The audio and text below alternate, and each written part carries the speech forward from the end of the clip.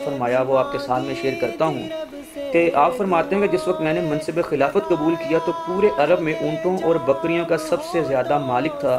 اور آج میرے پاس حج کے 2 اونٹوں کے سوا ایک اونٹ اور بکری بھی نہیں۔ اب دیکھیے یہ ایک بہت بڑی بات کہ ہمارے یہاں پر لوگ الیکشن جیتتے ہیں، حکومت میں آتے ہیں، غریب ہوتے ہیں، امیر بن جاتے ہیں۔ ایک یہ شخصیت ہیں کہ انہوں نے اپنا تن من دھن سارا کچھ ہی اسلام پر قربان کر دیا، کہ یہ سب سے بڑے عرب کے تاجر تھے، سب سے بڑے پیسے والے تھے جب تک انہوں نے خلافت نہیں سنبھالی تھی۔ جب خلافت سنبھالی ہے صرف حج کے 2 اونٹ رہ جاتے ہیں اور کچھ بھی نہیں بچتا، سارا کچھ اسلام کی راہ میں قربان کر دیتے ہیں۔ پھر آپ نے کس طرح سے اپنی حکومت کو جو ہے نا وہ چلایا، کس طرح سے اپنی جو ہے اس حکومت کو مستحکم کیا، آپ کے کیا کیا کارنامے ہیں، میں ان میں سے چند ایک آپ کے ساتھ شیئر کرتا ہوں۔ تو پیارے بچوں، یہ جو پولیس کا محکمہ ہے یہ حضرت فاروق اعظم کے دور میں شروع ہوا تھا، لیکن اس کو مزید مستحکم جو ہے وہ حضرت عثمان غنی رضی اللہ تعالیٰ عنہ نے کیا۔ آپ رضی اللہ تعالیٰ عنہ نے قرآن کو جو ہے وہ زیادہ تعداد میں اس کو چھپوا کر شائع کروا کر دیگر جو صوبے تھے وہاں پر بھی بھجوایا، اسی وجہ سے آپ کو ناشر قرآن بھی کہا جاتا ہے۔ سیدنا عثمان غنی رضی اللہ تعالیٰ عنہ کا یہ طریقہ تھا کہ وہ 3 یا 6 ماہ بعد گورنر کو ہدایات جاری فرمایا کرتے تھے، اور اسی طرح سے ان سے حسابات کا جو ہے وہ ایک سلسلہ شروع ہوتا تھا۔ اور آپ رضی اللہ تعالیٰ عنہ کے دور میں نا ایک بہت بڑی ایک جو اچیومنٹ ہے وہ بھی حاصل ہوتی ہے۔ حضور علیہ الصلوۃ والسلام کا فرمان تھا کہ میری امت میں جو سب سے پہلے اسلامی بحری لشکر کا آغاز کرے گا وہ پورے کا پورا لشکر جنتی ہوگا۔ تو حضرت عثمان غنی رضی اللہ تعالیٰ عنہ کے دور میں نا یہ مبارک کام ہوتا ہے، اور حضرت سیدنا امیر معاویہ رضی اللہ تعالیٰ عنہ کی قیادت میں حضرت عثمان غنی ایک لشکر کو ترتیب دیتے ہیں، جو اسلامی پہلا بحری بیڑا تیار کیا گیا اور بحر اوقیانوس میں اسلام کا عظیم لشکر اتار دیا گیا۔ اور اسی طرح سے اس نے مختلف ممالک میں جو ہے وہ اپنی دھاک مٹھائی اور اسلام کا پرچم جو ہے وہ لہرایا، اور اسلامی فوج نے عثمانی دور ہی میں سندھ میں سکران، تبرستان، متعدد ایشیائی ممالک کو فتح کیا۔ سندھ چونکہ پاکستان کا علاقہ ہے تو آپ یہ اندازہ کیجئے کہ اسی لشکر کی وجہ سے سندھ میں بھی مسلمان جو ہیں وہ آئے اور دعوت دی، اور سندھ اسی دور میں فتح ہوا۔ اب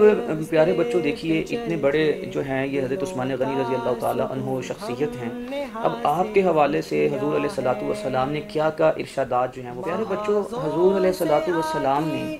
حضرت عثمان غنی رضی اللہ تعالیٰ عنہ کے حوالے سے جو ارشادات فرمائے ہیں، اب ہم ان کی طرف بھی ایک نظر دوڑاتے ہیں۔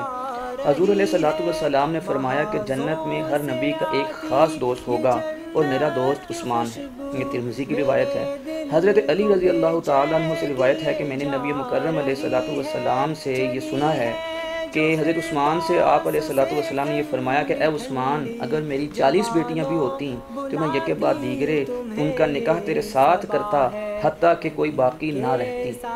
یہ ایک آپ کے لیے بہت بڑا اعزاز ہے، جیسے میں نے آپ سے پہلے یہ گزارش کی کہ حضرت آدم علیہ السلام سے لے کر حضور نبی مکرم علیہ الصلوۃ والسلام تک کوئی ایک بھی انسان ایسا نہیں جس کے حصے میں کسی بھی پیغمبر کی 2 بیٹیاں نکاح میں آئیں۔ یہ شرف، یہ اعزاز صرف حضرت عثمان غنی رضی اللہ تعالیٰ عنہ کو ہی حاصل ہے۔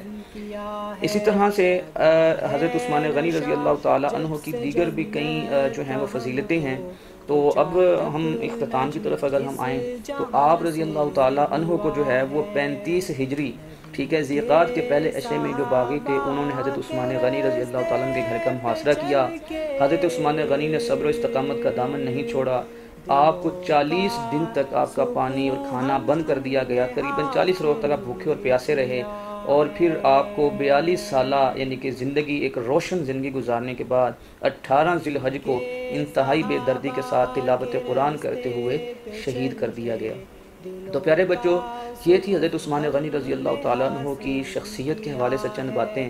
اب کرنے کا کام میرا اور آپ کا یہ ہے کہ ہمیں حضرت عثمان غنی جیسی ایک استقامت، حضرت عثمان غنی جیسی ایک شجاعت، حضرت عثمان غنی جیسی سخاوت اپنانے کی ضرورت ہے کہ اگر ہمارے پاس پیسہ ہے تو ہم حضرت عثمان غنی ہی کی طرح سے جو ہے وہ اپنے نبی علیہ الصلوۃ والسلام کے دین میں اس پیسے کو خرچ کریں، ہم فقراء کی، یتیموں کی، مسکینوں کی مدد کریں، ہم آپ ہی کی طرح جو ہے وہ شرم و حیا کا پیکر بنیں، ہم آپ ہی کی طرح سے جو ہے وہ حیات کا پرچار کریں۔ ہم جو ہے اب دیکھیے یہاں پر ایک بات بڑی سوچنے اور سمجھنے کی ہے کہ ہم اپنی زندگیوں کا اگر جائزہ لیتے ہیں تو دوستو میری اور آپ کی زندگی حیات سے خالی ہوتی جا رہی ہے، تو دعا ہے کہ اللہ تعالی ہمیں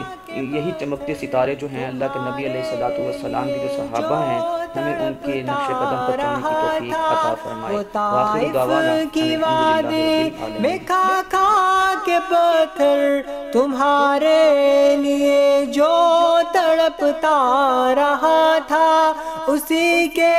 طریقے کو پیروں سے روندا، ذرا خود